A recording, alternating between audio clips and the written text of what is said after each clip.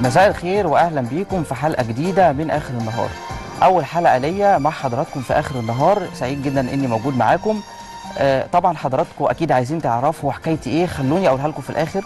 بس لحد ما اقول لكم حكايتي انا مش هفرض نفسي عليكم، بس اتمنى انكم تقيموني وتشوفوا انا انفع مذيع ولا لا. مساء الخير يا استاذ خيري، وسعيد جدا بتواجدي مع حضرتك. مساء الخير يا محمد، انا اللي سعيد بوجودك معايا. محمد طالب في كليه اعلام في سنه ثالثه، حلم حياته انه يشتغل مذيع في اداب حلوان قسم اعلام. محمد بدأ صحافه من بدري قوي وهو في المرحله الاعداديه، عنده طموح كبير، واحنا حبينا النهارده لان حلقتنا عن التفاؤل، عن بث الامل. الحلقه كلها فيها حاجات مبشره جدا تدينا طاقه ايجابيه في وسط سلبيات كتير طاغيه علينا. فرصه النهارده ان واحد من صناع الامل في مصر قاعد جنبي، واحد عنده تحدي وعنده اراده وعنده ثقافه، وهتشوفوا ده بنفسكم. وناس ضيوف هقول لكم هيبقوا معانا مين بعد شويه، بس خلوني نبتدي اخبارنا.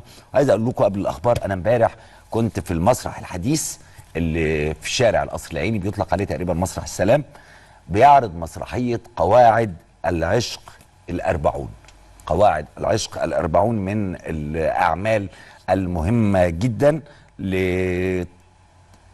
للكاتبة التركية الشهيرة إليف شفاق.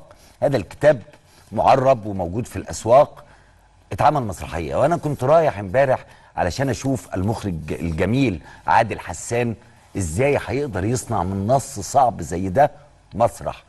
عايز أقول لكم عشنا في حالة في رحلة سيدنا جلال الدين الرومي وشمس الدين التبريزي، هذه العلاقة الغريبة الممتعة. كنا في حلقة ذكر، كنا في حلقة استحضار لسيدنا النبي عليه الصلاة والسلام، كنا أمام شعر سيد ابن الفارض ومجموعة من الشعراء الكبار كبار المتصوفة، شيء فنانين ممثلين عملوا ادوار. يعني طبعا لو قعدت اقول اسمائهم طبعا بحيي اشرف طلبه مدير المسرح الحديث، لانه عامل نشاط وشغل. المسرح كان متوقف بقاله فتره طويله، بقاله ما يقرب من سنه لسه راجع. وبهاء ثروت كان عامل دور شمس الدين التبريزي بشكل رائع جدا. عزت زين كان عامل دور سيدي ابن الفارض. محمد عبد الرشيد كان عامل دور صاحب التكية، تكية الدراويش. أنا بدعوكم جميعا أن تذهبوا لمشاهدة هذه المسرحية، مسرح الدولة. خليني أقول لحضرتك إن أنا لاحظت من كلامك اهتمام حضرتك بالأمور الثقافية، كلامك خارج بإحساس، يعني في مهتم بالأمور الثقافية. طبعا أصل ده مسرح دولة، مسرح دولة بيقدم نصوص محترمة جدا، تجارب شابة. احنا دورنا ان احنا نقف مع التجارب الشابة، وبدعوك انك تروح. وبنحرض الناس انها، لان حلقتنا النهارده فيها جزء مبدع عن الثقافه، دور الثقافه في حياتنا.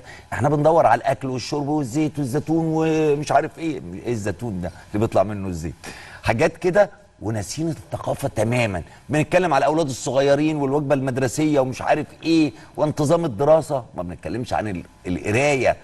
المجتمع ده مستقبله شكله ايه؟ مش هيتحدد غير بالقرايه. تفتكر يا استاذ خيري هيجي في يوم من الايام واحنا بدل ما نعرض افلام واخبار عن المغتصبات هنعرض مسرحيات زي دي في التلفزيون؟ ليه لا؟ ليه لا؟ بس قبل ما نعرضها على التلفزيون، مسرح الدولة مسرح رخيص، ليه الناس ما تروحش تستمتع؟ حالة التأهب بخشبة المسرح، بالالتزام الكامل بفنانين قدامك بيأدوا أدوار عظيمة، فكرة التفاعل ما بين الجمهور والمسرح. المسرح ده أبو الفنون، فده شيء مهم. ان القنوات تهتم بتقديم القيمة، ده موضوع تاني هنتكلم فيه انا وانت، عندنا كلام كتير فيه.